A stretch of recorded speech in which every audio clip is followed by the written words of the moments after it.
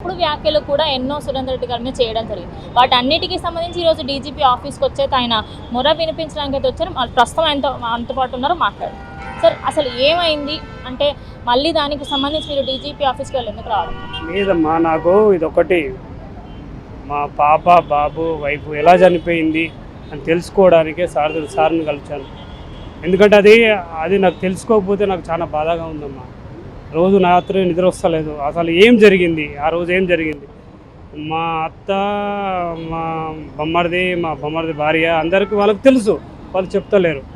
నేను సార్తో అదే అన్నాను, వాళ్ళకి తెలుసు, వాళ్ళు చెప్తలేరు. సార్ మీరు ఫర్దర్ ఎంక్వైరీ చేసి అసలు నిందితులు ఎవరైనా కానీ వాళ్ళు కఠినంగా శిక్షించి నాకు ఆ ఎందుకు చనిపోయారో ఒక రీజన్ ఒకటి తెలిస్తే నేను ప్రశాంతంగా ఉంటాను సార్. నాకు లేకపోతే నాకు ఆ మనశ్శాంతి లేదు సార్ అని చెప్పాను.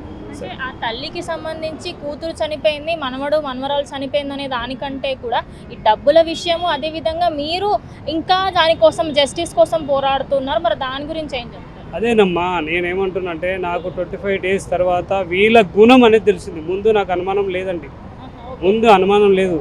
ఎప్పుడైతే నాకు 70 లక్షలు ఇవ్వమని చెప్పారో, ఎప్పుడైతే నువ్వు చనిపోయిన తర్వాత ఈ ఆస్తాన్ని ఎవరికన్నారో అప్పటి నుంచి నాకు వీళ్ళ మీద డౌట్ వచ్చిందండి. డౌట్ వచ్చి వాళ్ళు అన్నీ ఎంక్వైరీ చేసుకొని 1 month 1.5 month పట్టిందండి నాకు.